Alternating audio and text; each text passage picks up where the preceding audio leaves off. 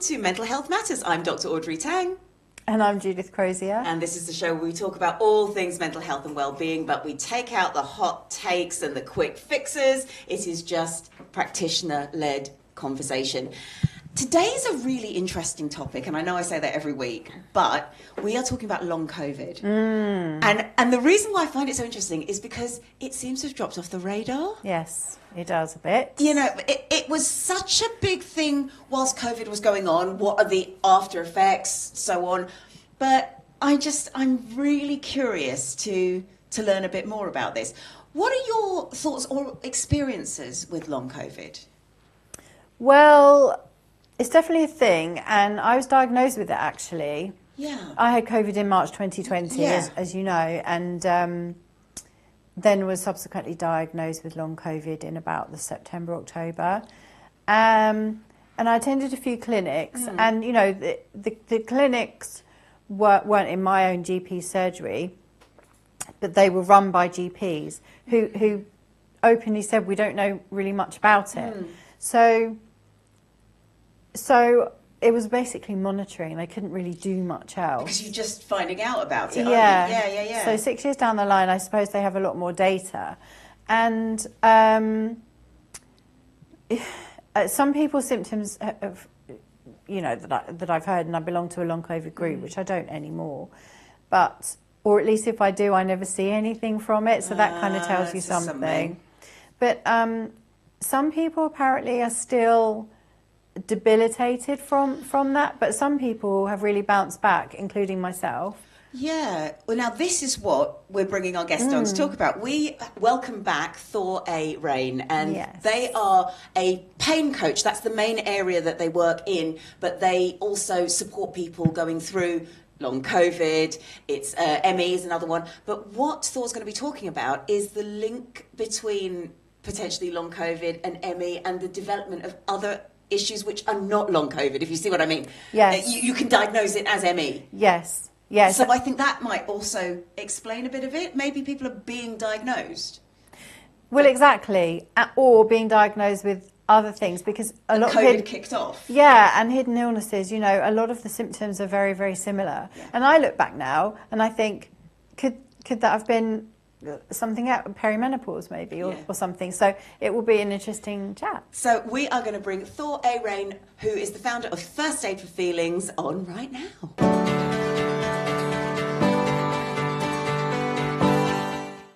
Hi Thor, it's lovely to have you back on the show. Hello both, and thank you.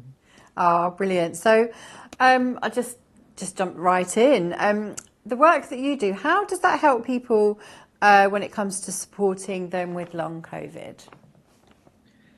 Thank you for the question, because I think it's sort of an open question, but it's also very specific, because I am a pain and fatigue specialist.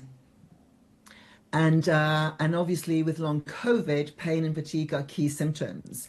But it also means I work with other types of conditions where pain and fatigue are the key symptoms or key markers that people are dealing with. So it gives me a perspective that isn't through the diagnosis, but it's actually through the symptoms. And because I work with symptoms from what's called a biopsychosocial perspective, which is biology, psychology, and social context, it also means that I can look at pain or fatigue, as well as the symptoms that often come with these two key symptoms, through that lens of what's happening in the body, so anatomy, physiology, what's happening in the social context. And when we talk about long COVID, obviously COVID exists in a cultural context. There's lots of social markers relating to long COVID specifically, as well as the COVID infection itself.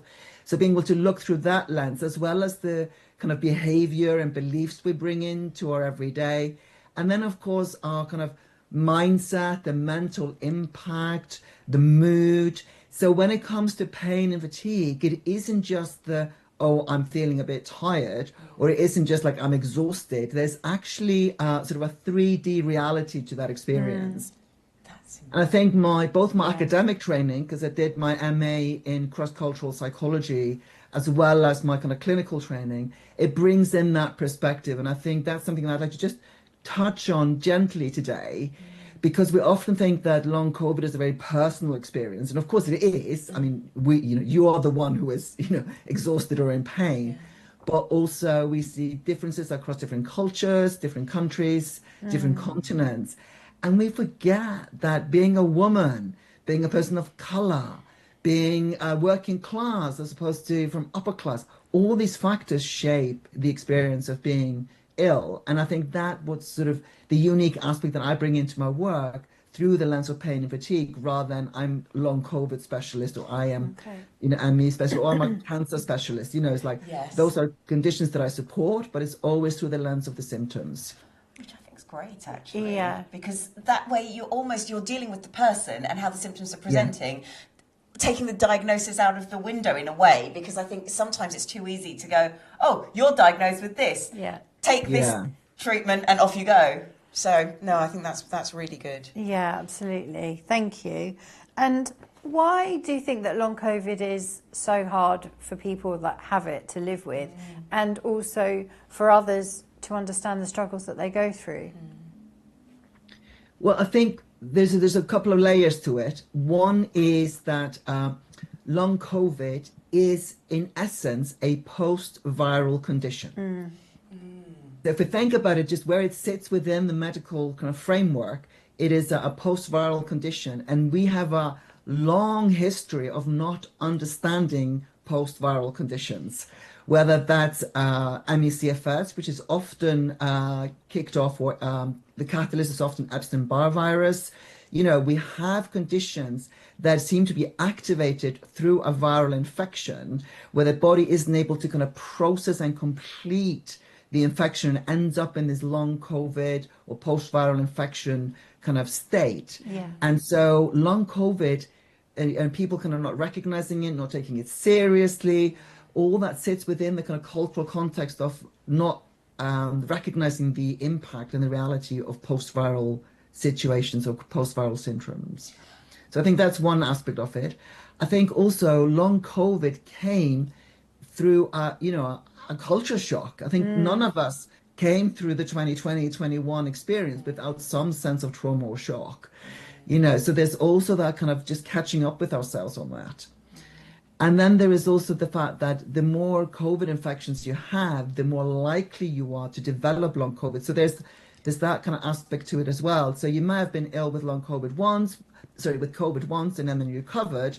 Maybe you got it a second time, you recovered. By the time you got to the third time, which is when the risk of long COVID really increases if you've had COVID 3 times. So people are like, well, you recovered the last couple of times, why is this any different? Yeah. So not understanding the cumulative impact on the actual body from dealing with something like that. So I think there's a few different aspects to why we struggle to take it seriously, why people don't kind of recognize the severity of it, and how that kind of, well, you were okay last time, why is this time any different, can be a really confusing reality for us. And that the biopsychosocial approach really does sort of contextualize that so beautifully, because it is that, exactly what you say, you recovered last time, what's the problem now? And that lack of understanding that we all have as a society of post-viral diagnoses, infections, or things that can spring from them, it's worth talking about. Yeah. And you talk about treating the symptoms, which I think is so important.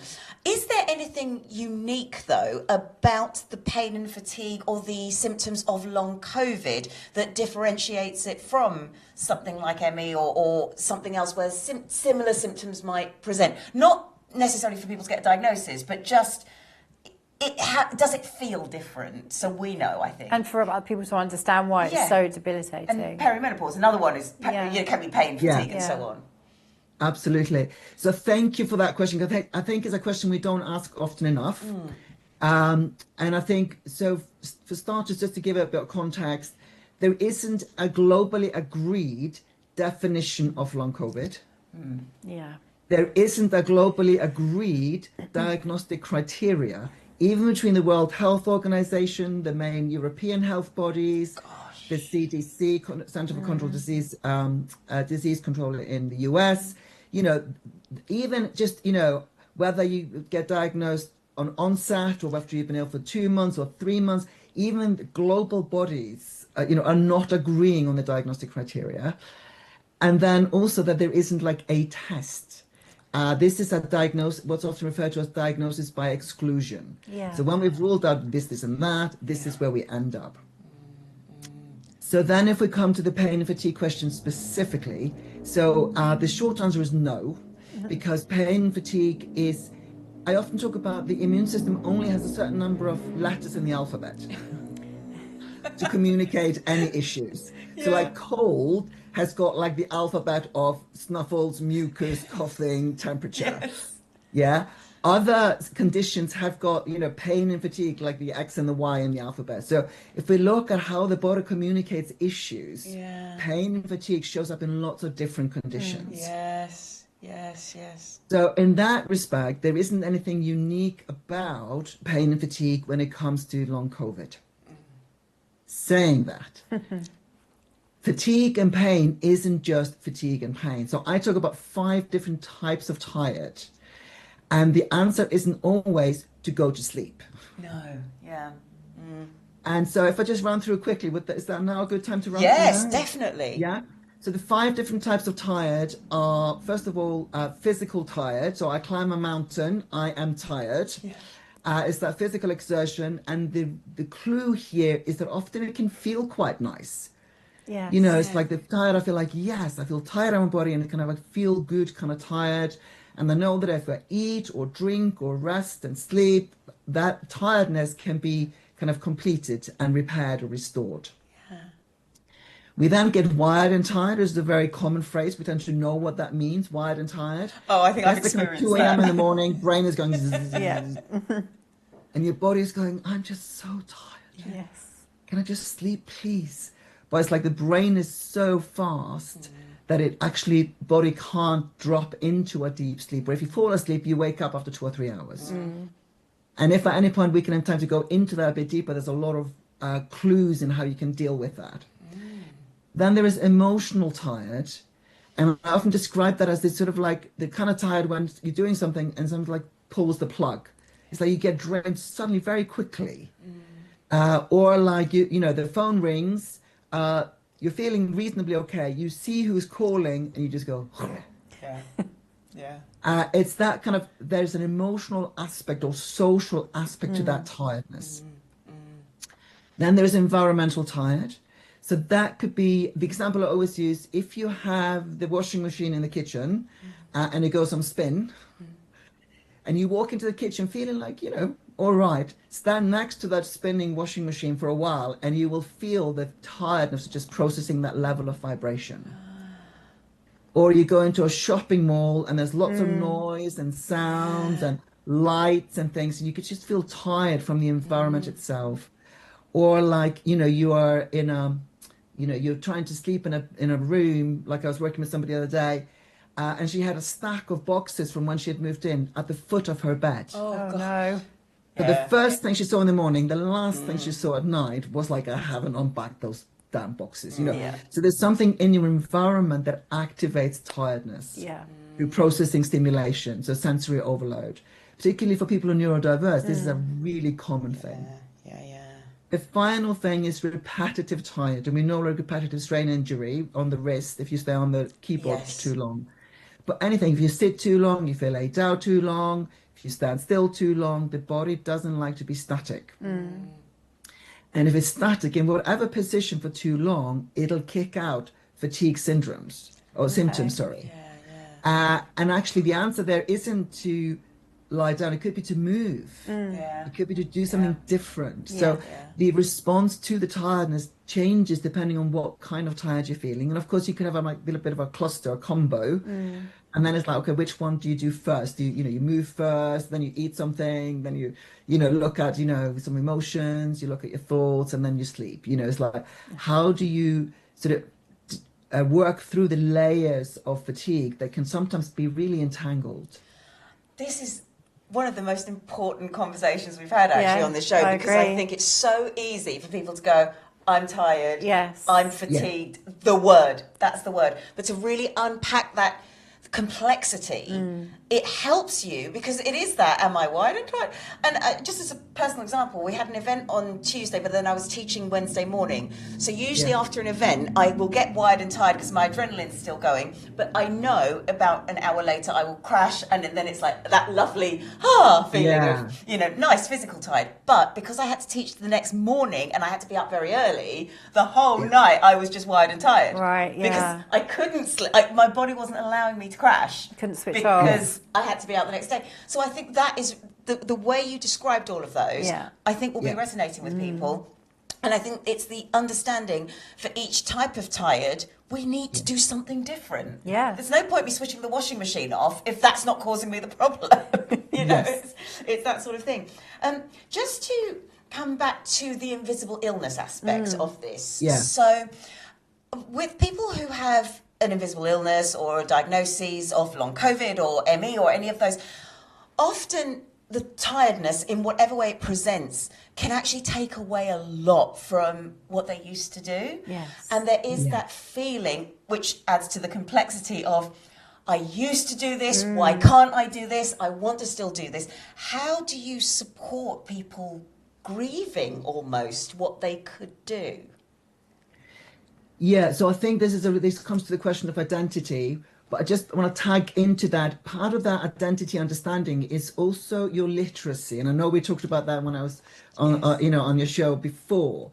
So being able to sort of health and emotional literacy, so understanding health information, even just like labels on medication, but also what is happening in the body. So like, and then the emotional literacy is like, how am I feeling about myself? How do I know to articulate and name the emotions I'm experiencing? Do I understand my thought patterns? Are they helpful or unhelpful? That kind of stuff really can shape how you can respond to a shift in identity, which comes from being, I'm well and healthy, and my identity comes from being good at my job. Or my identity comes from, lots of doing, which is a very Western culture thing. We're very attached to our work identities. And then when we become ill, particularly with long COVID, which often affects our ability to work, we've lost our doing credentials. And then it's like, well, who am I? And the health literacy, for example, knowing about things like mitochondrial function. So mitochondrial function is basically your ability to produce energy. Well, the cell's ability to produce energy. And this shows up a lot in long COVID and other fatigue-related symptoms. If you don't understand or know that there's something called mitochondrial, you may not understand that you can go and do something, you can feel fine the next day, but actually because of something called post-exertional malaise, you are then knackered 3 days later. Yeah. So that kind of the delayed onset of fatigue can be really confusing. So then, and I remember when I was ill, because like I think I shared with you before, in my 30s, I was ill for about 7 years and I fell ill overnight. And that kind of not understanding the way the body works meant that I was doing lots of behaviours and I was getting really confused about what I was capable of and what I wasn't capable of, because I didn't understand sort of basic mechanisms in terms of how the body works. So that's in terms of the things that can really shake our identity. And then there is that kind of, that kind of the 5 stages of grief, the Kubler-Ross thing, that kind of denial, anger, bargaining, acceptance, or depression, acceptance. That applies to things like long COVID, because that kind of death of identity has its own process in the same way that death of a loved one. And that's not only about our own identity, particularly in close family dynamics or, loved ones. It could be your partner who is ill. So it's not just that they are grieving, you're also grieving the partner that now has long COVID. And that could be because suddenly you're doing lots of care responsibility. It could be that they are so inside their own experience that they are not able to be affectionate. Sex is, a really complex thing when you are dealing with health issues. So grief can happen both to the person experiencing it, but also the people around them. And I think that's also often something we don't often recognize or talk about. And bringing up those 2 points there, the physical, what's actually going on in the body, and the understanding of that makes a huge difference, because that's where somebody can learn to manage their symptoms with, oh, I know I have a crash 3 days later, therefore this is how I do it. But without even knowing that that's just how my body functions, you're not going to be able to do that. But your other point also was the whole, my identity is linked to my job. And that's a huge, huge issue. So not only are you having to relearn how your body is functioning, or learn at all how your body's functioning, but you have to then change your mindset to find a different identity, and which I know it sounds silly, because our identity is not actually what we do as a job, it's who we are as a person. But that's really hard for a lot of Western leadership brains to understand. We are going to be keeping you, Thor, and we're going to go to a clip from the last time Thor was on the show.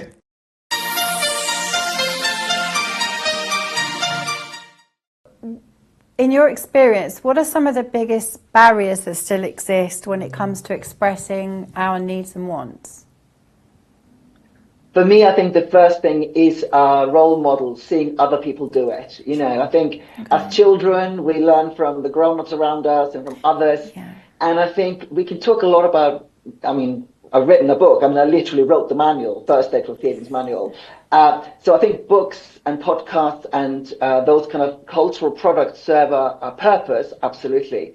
But also sort of human to human talking and learning from the people around us as well. So I think this is also why I show up. This is why I speak up.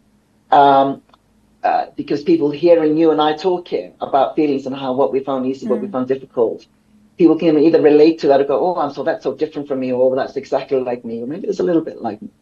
We can learn from others, so seeing it role model, I think, really matters. So I'm really grateful for people like you doing this podcast where we can talk and there's a human voice beneath the message. I think also the other thing is the kind of cultural beliefs. I think because I work internationally, I work with people. I'm a pain and fatigue specialist, so I do all my consultations by video or phone, and I work across, the North America, South America. I've got people I work with in Africa and Europe, even sometimes over there in Australia and New Zealand, and actually recognizing that there are cultural differences, and recognizing that particularly like for people like in the UK, the stiff upper lip is starting to crack, but it's still there. So that there are cultural aspects, I think, particularly here in the UK. I find it's very different from the people I support in the US and Canada. There are different they're more comfortable talking about stuff, so there are other barriers there. But I think in the UK, there's a cultural component here as well.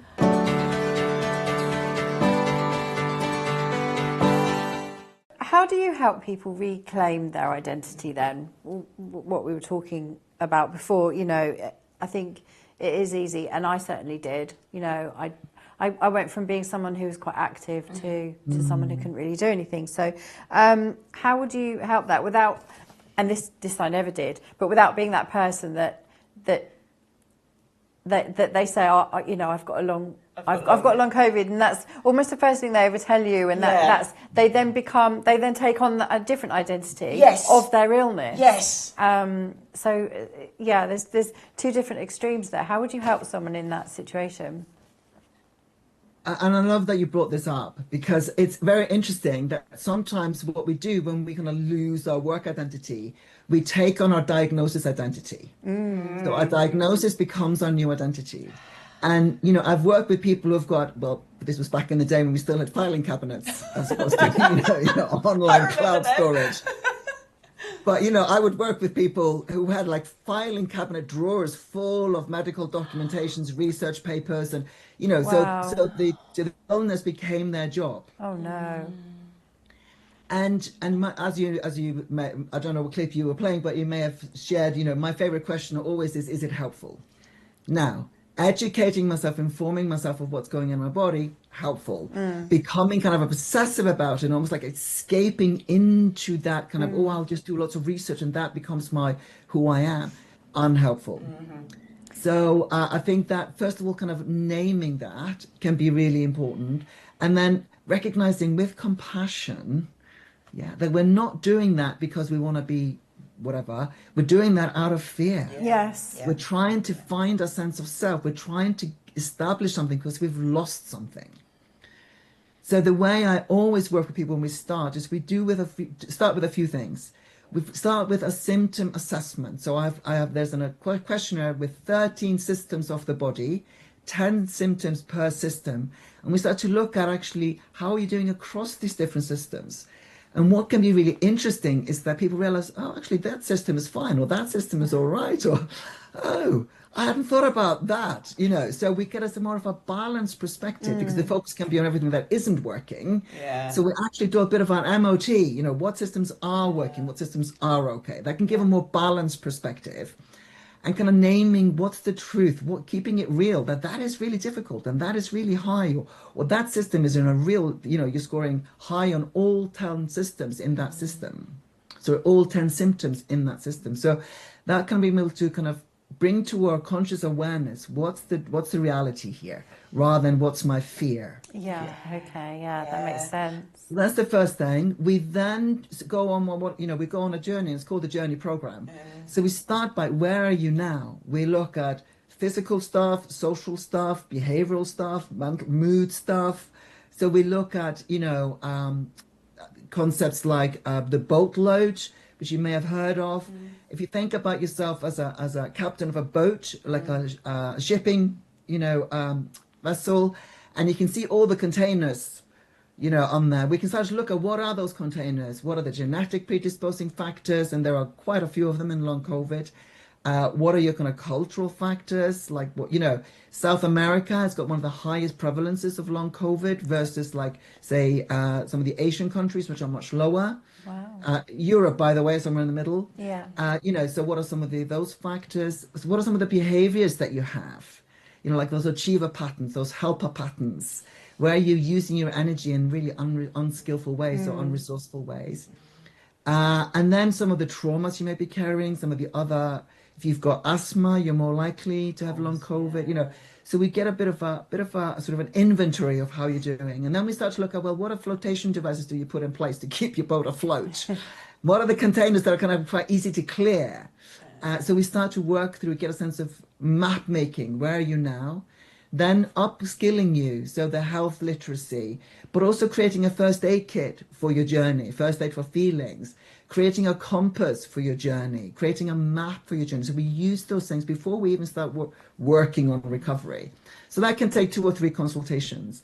And then we start to work through relationships, physical stuff, mood stuff, activities, nutrition. So we look at those who kind of from a 3D perspective, and obviously prioritizing which systems are the priority for you. So if it's like wired and tired, that's your key issue, then we start working with that. Don't start working directly on maybe something else.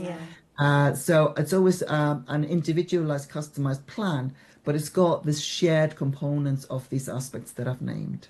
Sure, that sounds really impact people. Yeah. And also it hammers the point home that the presentation of not just long COVID, but any illness is going to look different for different people. Yeah. Exactly. Because I saw people recovering from cancer.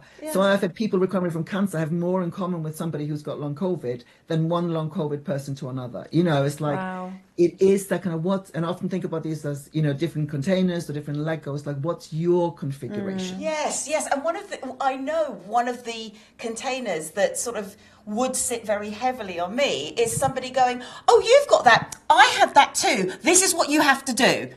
Yes. Exactly. No. It could be completely context. different. Exactly. But it's the same condition. Yeah. So interesting. And that's why it's that kind of question, is it helpful? And maybe I teach meditation, and there are certain situations when it's like wired and tired, when it's really extreme, meditation can actually be really unhelpful. Yes, it can. I think like we both if you're dealing with experienced that. post-traumatic stress disorder, meditation can be really challenging and frankly harmful because it can activate the trauma.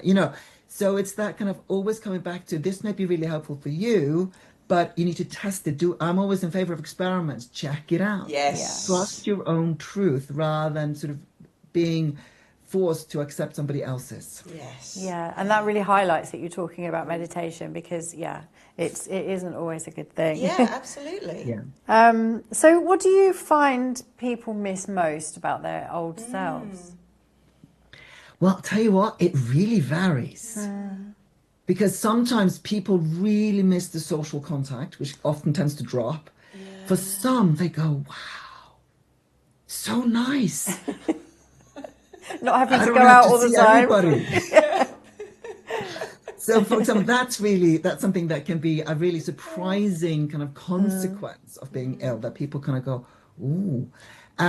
So it really is very individual. But I think for people, that kind of sense of identity is often what shapes where the loss feels. It's in terms of the doing aspect. It's in terms of being able to rescue other people. So it's like those are some of the things that people tend to miss. For people, particularly with long COVID, because the sense of smell and taste can be a really big one there. Yes. That symptom does show up in other conditions, by the way, but it's less talked about. So that can be something that people really miss. And of course, you can have long COVID without having that particular symptom. Yes. But that kind of people really missing like chocolate cake, Yeah. or the taste of coffee, or So that can be something that is less common with other conditions, can be more specific to long COVID. So it could be something like that as well. That's so interesting, because also the smell and taste, I've noticed when, and it's not necessarily long COVID, but when someone has a cold and then they've got loses sense, they take on other behaviours. And this is just talking about my husband. He lost his sense of smell and taste for just 24 hours actually, but he then almost ate more and probably put more dangerous things into his body, like really hot chilies, because he was I'm just seeing whether I can taste it. No, can't.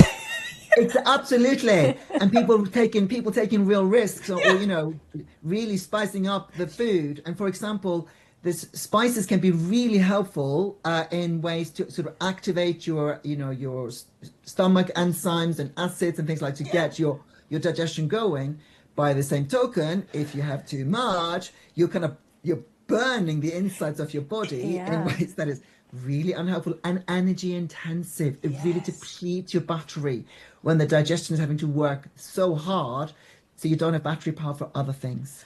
Yeah, so true. And it comes back to your very simple phrase, is it helpful? Yeah. I love it. So how do you help people then regain trust in their bodies again if they, for example, have ongoing lost their sense of smell and taste? And because those are the things that tell us that meat's off, or I shouldn't have. That's quite scary, because you're now left without quite a nature-based safety feature of your body. How do you help us sort of trust ourselves again? Or rebuild? I think this is a really, really important point, because one thing that comes apparent as soon as I start to work with somebody is the fact that many people don't even recognize that they have a relationship with their body. Yeah. Okay. So what can be really interesting to explore is like, what was the relationship like before you became ill? Yeah. Did you take your body for granted? Were you just even like, I had never even thought about it. It was just a thing. Yeah. And I didn't treat it with, it was actually quite brutal negligence, if I really look at myself honestly, the way I was treating my body before I became ill. So recognizing that actually there is a relationship. What's the nature of that relationship? And then we look at actually when there's a sense that their body has betrayed us, which is often the feeling that shows up. I feel betrayed by my body. It's like, is that a helpful frame to use? Because often what I'm seeing is that this is your body frantically trying to keep you alive. Trying to stop you doing other things, because actually your body is in dire straits. So that kind of really looking at, because trust is a very particular phrase. And the opposite of trust is often betrayal. So it's like, if you believe that your body has betrayed you, then of course there will be no trust. So looking at where you're coming from when you feel like you need to rebuild your trust in your body. Wow, yeah. I think that's so powerful, because I know I'm getting better now. But I would have said there was a point where I think I probably didn't even think about my body. And if I did think about it, I would think about how much I didn't like what it looked like. And that's not a healthy relationship with it. And you need to change that mindset. So I think that brings me to the next question of how do we change a mindset, even if we're not struggling with long COVID or any form of other symptoms, to make it a more healing and helpful relationship?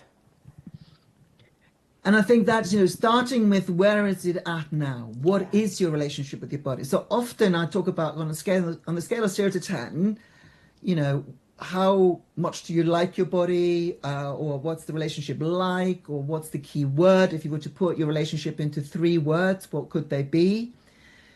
So that so we start to get a sense of what's the current reality. Before we figure out where we want to go, let's figure out where are we. Like when you're lost in the woods and you see those signs, it's got a red dot that says you are here.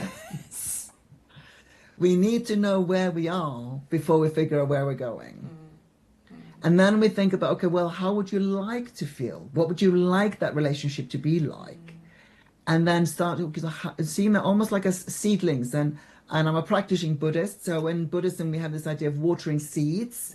So it's like, which seeds do you water? If you want to water the seeds of trust, for example, if you want to water the seeds of self-love, if you want to water the seeds of self-compassion, okay, so we could get specific. How do we do that?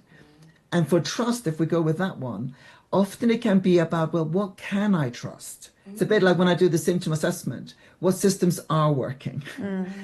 And sometimes, well, I don't trust anything. Well, okay, well, can you trust that the sun will rise tomorrow morning? Okay, let's start there. Can I trust that I can, stand in my own body? Or can I trust that I can say what I need?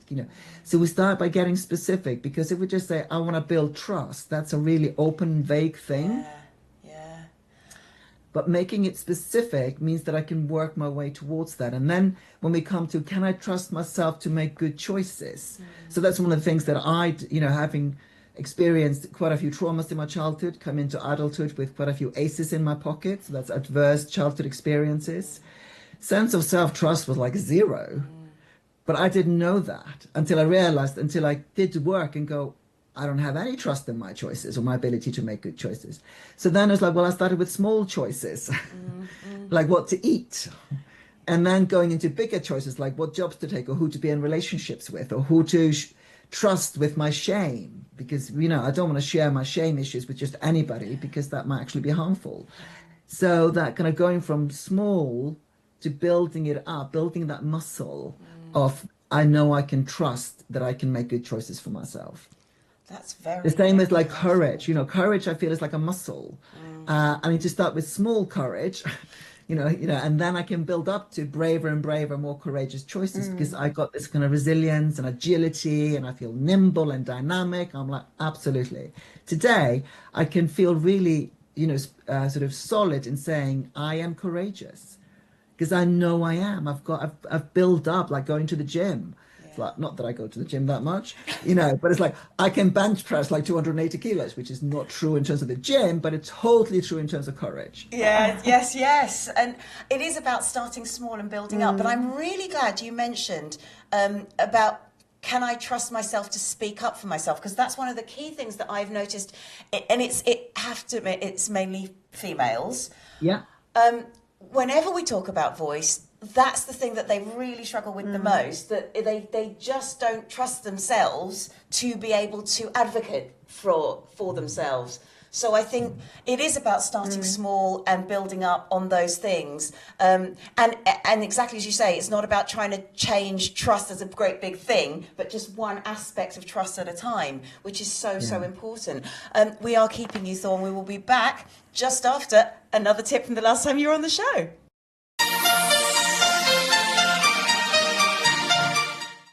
So I find that it's much more helpful and also more sort of pleasant for me as a human engaging with other humans to invite people to get curious rather than go, you got to look at this, you're looking at all wrong.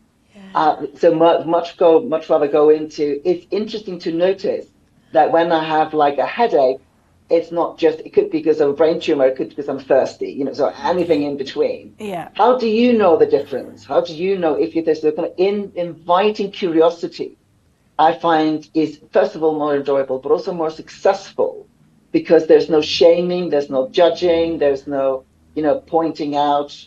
like there's a whole, like me, somebody just said, you don't really know much about your feelings, because some doctor asked me to describe how I was feeling, like I was like in a lot of pain and whatever. And they were really struck by my limited vocabulary. Yeah. And when they was, you're clearly intelligent, you're clearly well educated, but you're not able to tell me really what's going on, because I didn't have the language for it. So, and there was a shaming in there. And I remember feeling shame, because it was almost like, how can you be so stupid over here when you're so clever over there? Yeah. And that shame was just bruising. Whereas for me, that kind of, I get it. So let me go with you and get curious about how, this thing you're experiencing might possibly have to do something with that happened in your childhood. Or might something, have something to do with how you find it uncomfortable to be around people who are this or that.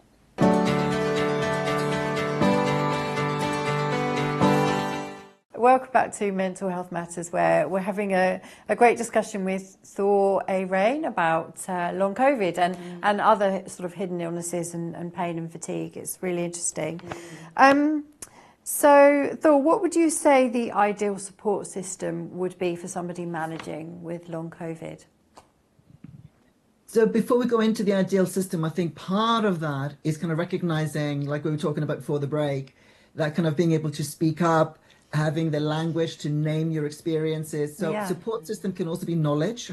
Okay, true. Yes. True. And knowing how to describe symptoms, and also knowing things like, obviously here in the UK, we are becoming more aware of the gender health gap, where it's really it's becoming more and better research that, for example, women struggle to advocate for themselves in medical situations.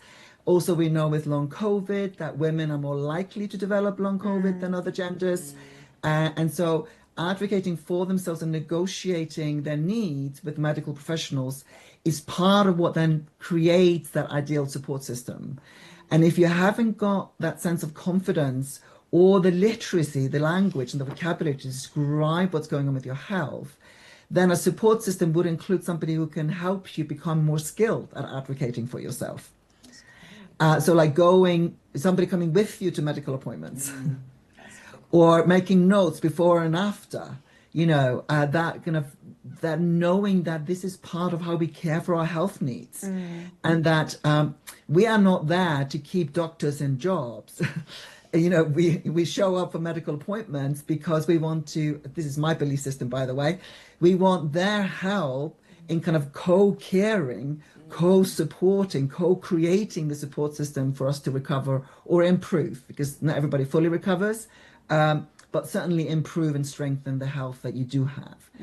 So that kind of recognizing that, and we see this all the time with like menopausal or perimenopausal symptoms, or that kind of, still there's kind of myth of women hysteria, or you're just exaggerating, you're hypochondriac, or people of other genders like men who develop long COVID, that they're like, oh, this is a women's condition and therefore it's not taken seriously. So men are being disadvantaged because of the gender stereotype of certain health conditions like long COVID.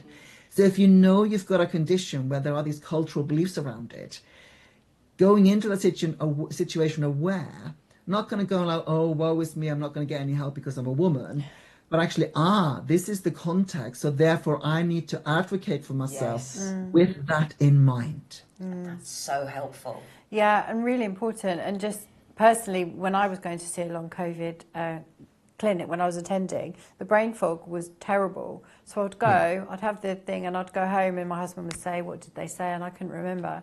So really, I should have taken him with me, or somebody. It's really important. And then they would have talked to him.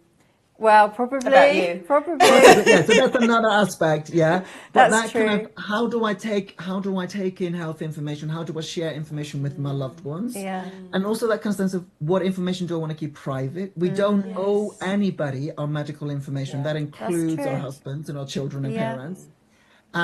But also that sense of, like, for example, you can ask to record your medical appointment. Some doctors will say yes, like a voice note on your phone. That would have been helpful. So, it's just a very simple hack. Yeah. Or you can take a notebook with you and list your questions and say, just give me time to write down the key points here.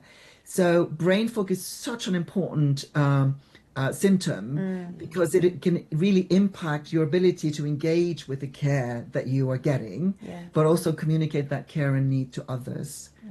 And leading that back to mitochondrial function, you know, that so most cells in the body have like one mitochondria. Brain has got like 13. You know, it's like the brain battery is so much bigger than it is, for example, than the cells in your toes. You know, it's like recognizing that brain is one of our most energy intensive organs. So like anything that involves the brain, like talking or listening, you know, when you've got a condition like long COVID, that can be really impacted by your ability to produce energy. It's just important to bear in mind, isn't it? And do you think as a society we're taking it seriously enough?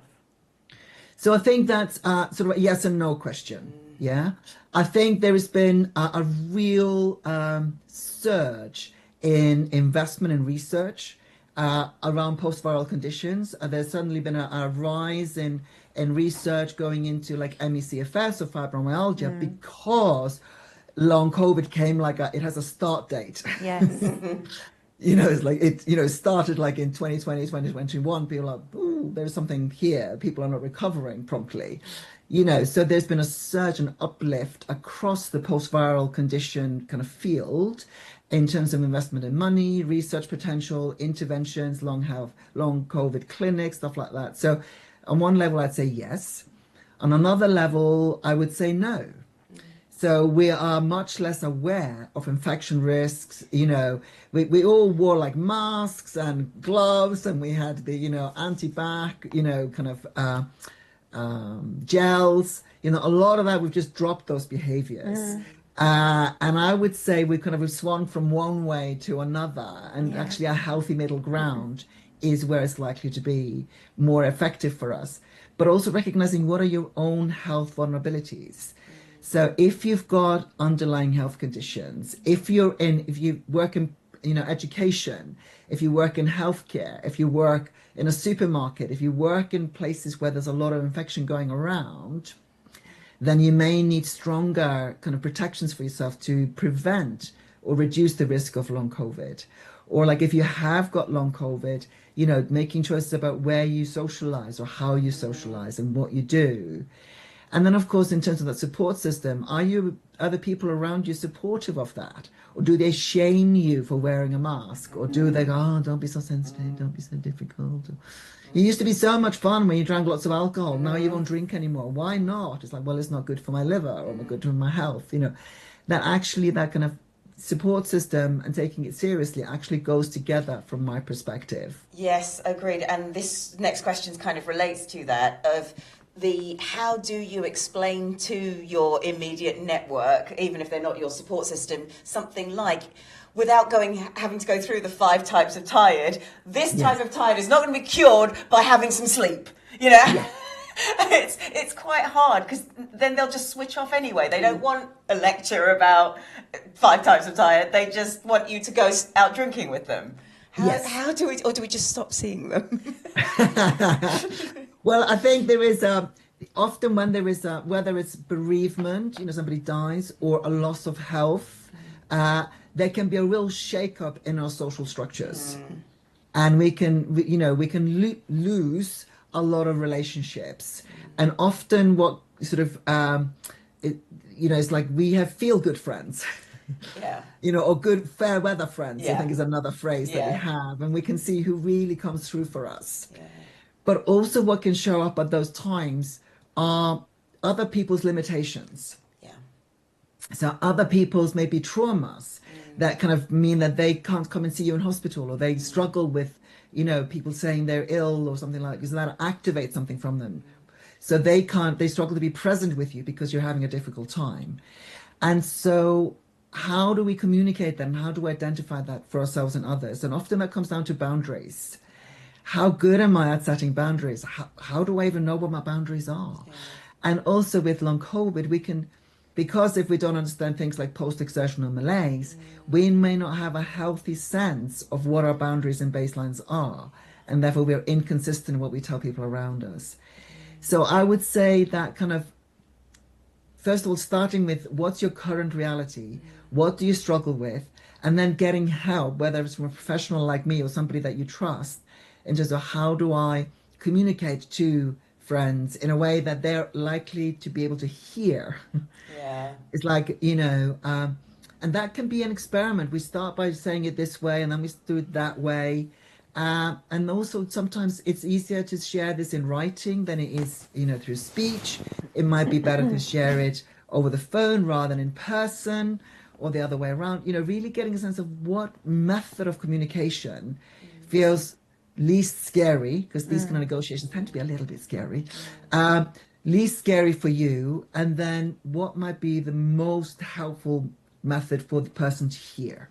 That's so helpful. Yeah. I'm going to take it back one more step further with this last question about being more compassionate and communicating that with ourselves, because, and this maybe there's personal experience here, or maybe there's, when you have been, say, disconnected from your brain and body, and you need to learn a whole new set of language really to talk to yourself, because it's so easy to go, oh, I know I'm supposed to do this. You don't know because you're not feeling it. Yes. And you're not going to do it. How do we start getting compassionate and maybe curious about ourselves? So I think that the first thing is to recognize, actually, am I being curious? Yeah. So I always say it's more helpful to be curious than critical. Yes. Very yes. true. So just that kind of, am I being critical of myself? Am I being curious here? Yes. And then if our habit energy is to be critical, and let's face it, you know, we live in a culture. And when I did my master's, one of the most surprising thing I discovered was I think it was UK rather than England, sorry, have one of the highest inner critics in the world. Oh yeah, I can believe that. I was surprised, you know, I'd only been in the country a few years by that point. So yeah, there was a big learning curve, but I was like, okay, that explains us all. That says a lot. Okay, I now can see something about this culture that I'm now living in the ways, coming from Iceland, we have a different relationship with a critic. So that actually, it might be helpful to get somebody else's input. If I'm trained to be hard on myself, it's really hard to go, I'm just going to be kind to myself. Because when I remember when I was ill, people were like, oh, you just need to love yourself, be kind to yourself. And I was like, that's great advice. How? Yeah. So how do I bring it into the practical realm? And to go from critical to curious, kind of like in one movement is really hard. We need to find our way. So start small and get somebody else's perspective to help us. Or if that's not available, that kind of really classic sort of tool of how would I speak to somebody I love if they were in my situation. But that recognition is that, well, like I discovered that I was really kind of intellectually clever and very intellectually advanced in all these areas. But when it came to me and my body and my emotions, I was like completely illiterate. Yes. It's like one of the most embarrassing moments of my life. And I was like, dear, how could I be so ignorant? And I really was. I mean, I genuinely thought having a bag of M&Ms was a good dinner. I can't emphasize enough how ignorant I was about how the body works and how I work. I think that will resonate with a lot of people. And now, if people want to get in touch with you, where can we find you? Firstaidforfeelings.com is the best place. But if you put, my name is fairly unique. Yes. If you put in my name, you might end up. Although when you put my name into Google, you tend to see Chris Helmsworth first and a photo of him. Thor in the movie. That's not quite me. But yeah, so firstaidforfeelings.com, or search by my name, Thor A Rain. If you like something like meditation, I'm also a teacher on Insight Timer, which is one of the biggest meditation platforms or apps in the world. So that's another way of just kind of sidling up. There are free recordings, free library. Just get a sound of my voice, kind of my focus, some of those things. That's another way of connecting without going to the website or coming directly into like consultations or things. Oh my goodness, Thor, I could speak all day about this because it's so interesting and really unpacking the complexity of of the body and the mind and linking the two. It's just so interesting. Thank you so much for being here, and we do hope you'll join us on the show again, because there's always so much to talk about, especially when it comes to the relationship between mind and body. Thank you so much. Thank you. Brilliant, thank you. Oh, and just to note that on the website there is actually a blog about the 5 types of tired. Okay. Which people are curious about that, I've just realized, but also about pain. So just go to the website, put in the search at the top right-hand corner, like fatigue or pain, and you'll get all those blogs. So there's a direct kind of help there. Amazing. Thank you. All right. Thank you so much for having me. It's been a real delight. Thank you. We will head over to Test the Trend.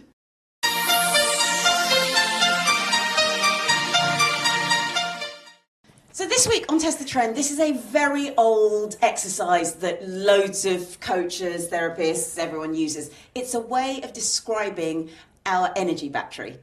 And I really like it because it's a nice visual way of doing it. I have to admit, I don't use this one. I prefer to just talk about it as a phone battery. Do I need to be recharged or don't I? But it is called the 5 spoons. Oh. The idea is you've got 5 spoons, very visual, and each of those spoons has a certain amount of energy. And it might just simply be that you look at the tasks you have to do in the day, how many spoons does that task take? So maybe if it's dealing with a difficult client, that might actually take 3 spoons already. Okay. Leaves you with 2 left. So now how do you spend that energy?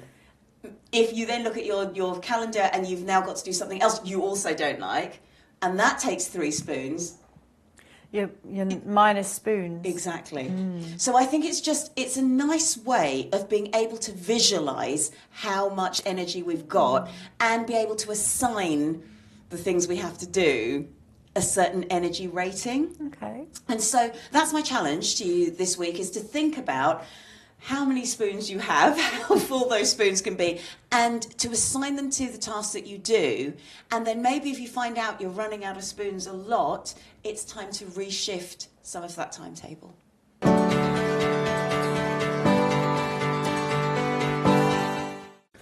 Oh my goodness, what a great conversation that we don't have enough. No, it was really good to kind of get that out in the open and to talk about it as it is. And the complexity of all of the social, the environmental, all of those other things that are going on, our own identity that can affect not just illness or how illness presents, but how we recover from it. So much to talk about. Yeah, absolutely. And the thing that struck me was when Thor mentioned shame. Yeah. Because the first time I ever got COVID was in March 2020, and my friends didn't believe it, and then they all ignored me for about a year. So that was very shameful. I don't know, it wasn't my fault, but so they didn't want to know that I had long COVID, for sure, because they didn't want to know that I had COVID in the first place. It was very odd. That's really odd. So I'd forgotten about that side of things really as well. Odd. Yeah. So that was really important, I think, that Thor mentioned that. And, now I think, well, that's their issue, not mine. But at the time when you're kind of in it, it's horrible. And this is the same sort of thing. I have a friend who is still trying to explain to members of their family that long COVID has triggered another response which has affected their immune system, which means they can't actually go to so many social gatherings and as much as they used to, and the family is all, but you're not coming to see us. You're not coming, you're missing Christmas again. It's not like they're happy missing Christmas. No, it's not a choice. It's very, very difficult, and so that's why it's so important to think about the wider group and your wider world. It's not just you with the condition, it affects everybody else, and it's not helpful when people don't understand. Because the exhaustion that you then feel trying to explain that to people takes away from the need to heal. That could take 3 spoons already, and it's very hard. So yeah, I think what really struck me, like you said, it's that whole complexity. That I like the physical side of it as well, to be able to understand that and how people's physical bodies will react in different ways too. So there's a lot to think about. Please do look up First Aid for Feelings. The blog is wonderful. Thor's blog is really, really wonderful. And there's loads of free stuff on there as well. So lots of stuff if you are waiting to get support, if you are looking for a little bit of extra support, First Aid for Feelings is a brilliant blog. From all of us here at Mental Health Matters, have a healthy week.